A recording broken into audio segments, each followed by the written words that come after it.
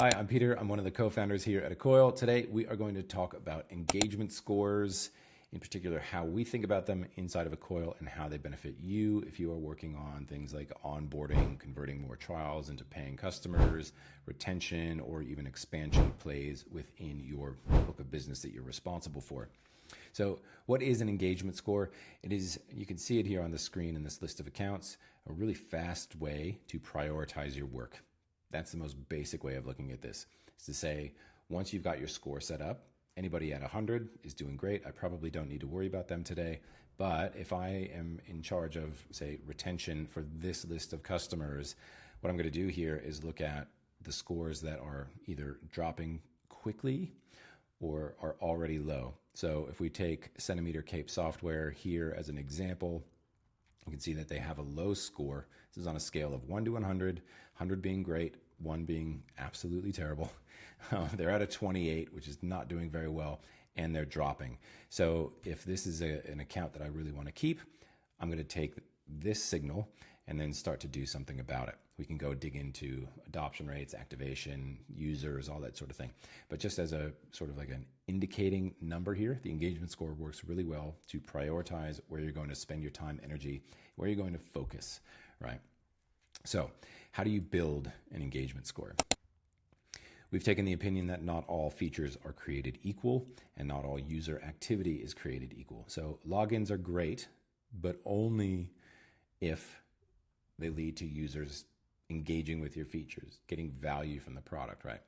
And so what we've done is made it available to you as an Accoil customer. You can come in here, you build your list of features out, and then you start to assign weights to those. And the example that we have here is a form builder. If they're using the form builder, that's great. We're looking at paying customers here. If they continue to use the form builder, that's fantastic. That's a really strong indication that they are doing more and more with our product. If they are doing things like setting forms internally, that's good. But what we really want to see is something like here, this forms portal line here. This means that they're publishing forms to be public facing and gather information from outside of the company, which is a fantastic indicator that, you know, our form builder now is part of key workflows. And now it's on public facing websites perhaps. And, you know, if you've ever published a form somewhere, it feels really weird to take it down.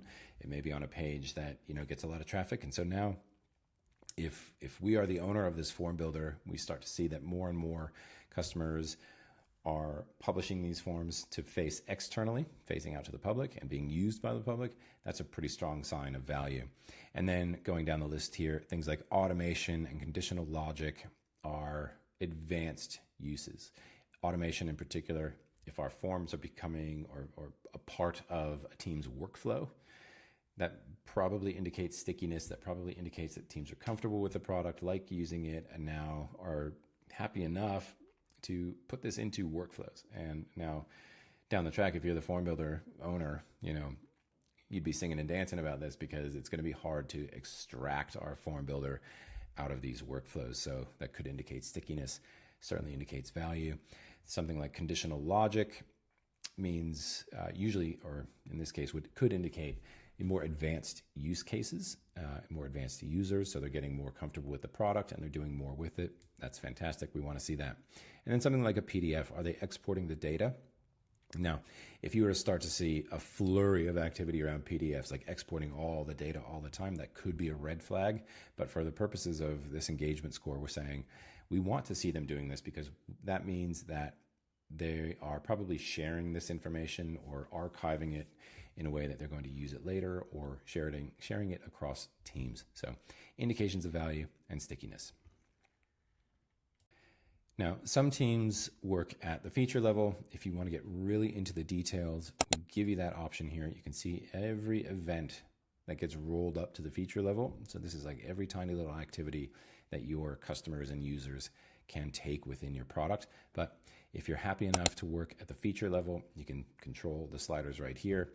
If you are one of those people that really like to get into the details, you can individually weight or assign weights to each of these events as you see fit. And what that does is it rolls up into this aggregated feature level score based on an average of those weights underneath it.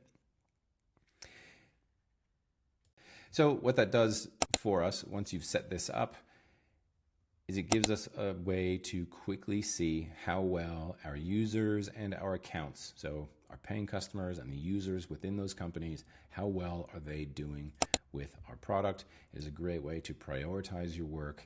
Again, if you work in customer success, if you're in account management, or if you're in sales perhaps, and you've set up a profile inside of Accoil to help you understand where you should be spending your time with the most likely to convert customers, this is a fantastic way to quickly stack rank them, and then that lets you dig into the ones that you need to pay attention to the most. And that is a wrap on engagement scores. If you have any questions about that, please visit us at accoil.com, or you can go to docs.accoil.com, search for engagement score, and we will tell you exactly by the formula how these numbers are calculated, so you know and you can trust exactly what these numbers mean when they're presented to you. All right, until next time, see ya.